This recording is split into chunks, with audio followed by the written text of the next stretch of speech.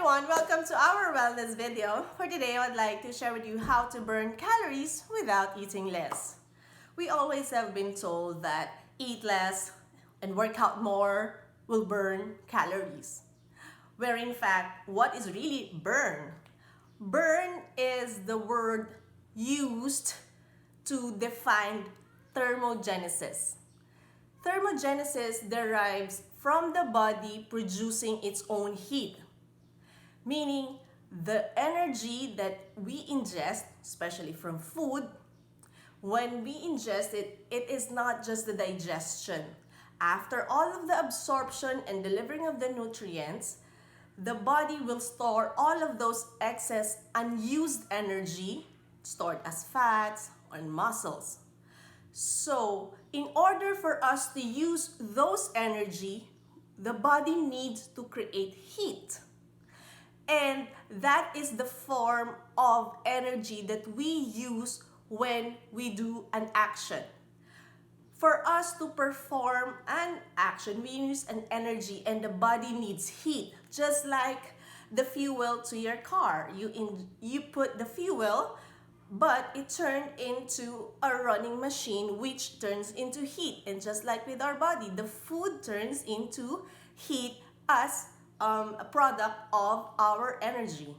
So they just use the word burn because that's the easiest for us to understand.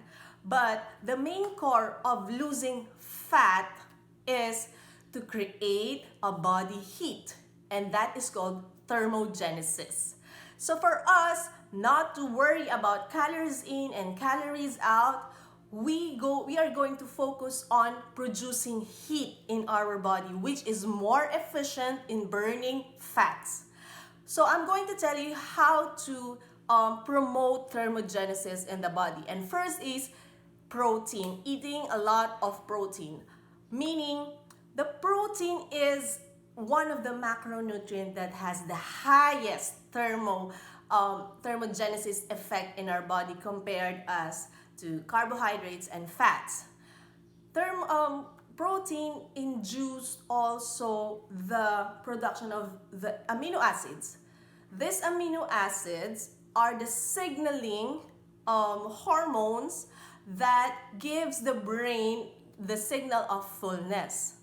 And also, it makes us full for long because protein is a slow digesting macronutrients, meaning the protein will be used for the repairs, for the cell renewal, for the delivery of the nutrients before it's stored into energy.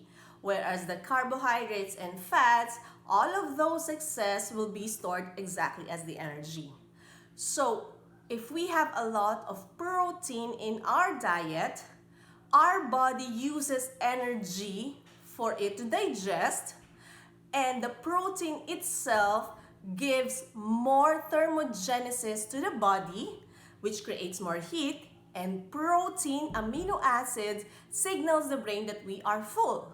So with just eating protein, balanced meal with protein will help us to produce more heat. The second is building muscles. When we have a lot of muscles in our body, now those muscles are having these contractions. Every time we move, those muscles are contracting. So when we have contraction of muscles, it keeps the body alive, and those movement gives heat to perform an energy. So the more muscles we have, the more contractions, the more energy it uses.